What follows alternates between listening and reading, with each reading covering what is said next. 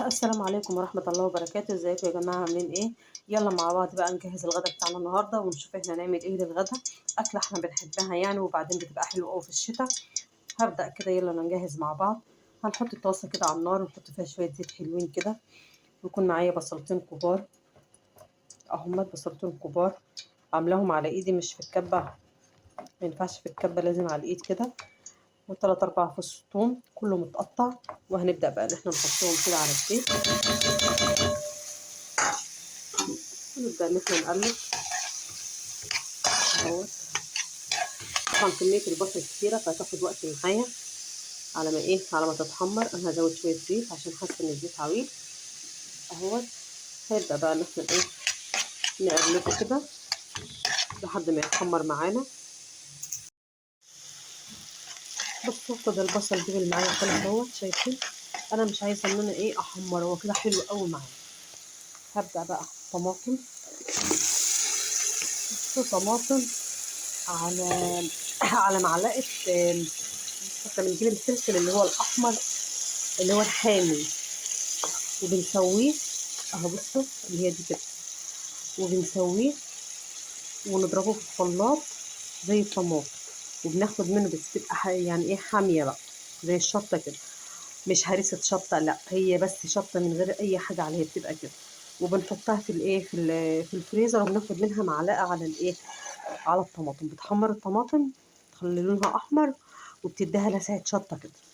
كل ما تكتري كل ما زودي في الشطة دي براحتك يعني. فأنا هسيبها بقى تستوى وأشوف أنا هحط طماطم كمان ولا إيه اهوت. وأحط بقى ملح أهو تمام كده. حطيت ملح، أحط بقى كمون. الكمون ده يا جماعة ريحته حلوة أوي، شوفوا أنا عاملاه في البيت مش جايباه جاهز، ريحته حلوة أوي أوي أوي أوي بصراحة. اللي بيتعمل في البيت ده بيبقى أحسن من اللي بتجيبيه كاس، يعني معمول في البيت يعني بجيبه حصى وبفرمه أنا في البيت. هسيبها بقى تستوى كده وارجع لكم تاني.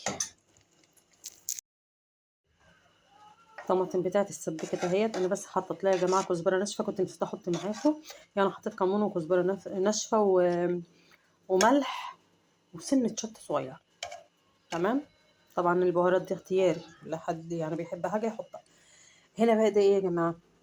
ده بوري، ده سمك بوري اهو. سمك بوري بنجيبه ننضفه وبنعمله في صينيه، بيبقى حلو قوي قوي قوي قوي قوي بصراحه، بيبقى سمين وطعمه حلو قوي، احنا بنحبه كده يعني بنعمله مشوي، بنعمله سنجاري، وبنعمله كده عادي اي حاجه.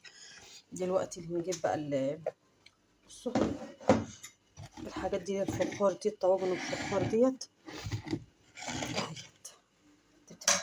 بتبقى اطعم في اعمال السمك او اي انواع السمك. عايز تدخليه الفرن تقومي عاملاه في الطواجن اللي زي دي، بتديلها طعم بتبقى حلوه بصراحه. ابدا بقى ان انا ارص السمك بتاعي في الاتنين دول اهوت. انا رصيت السمك بتاعي اهو اهوت، رصيت السمك وحطيت الصلصه اهمت الاتنين اهم شايفينهم اهو. شكلهم حلو قوي بصراحه، بيبقى شكل الطاجن ده طالع من الفرن كده متحمر كده، بيبقى شكله حلو قوي. هاخدهم بقى دلوقتي هدخلهم في الفرن. طبعا الفخار بيغيب يا جماعه عن الصواني الالومنيوم على ما بيغلي، يعني انت بتدخليهم الفرن بياخد حوالي ربع ساعه على ما يبدا ان هو يبدا يغلي معاك.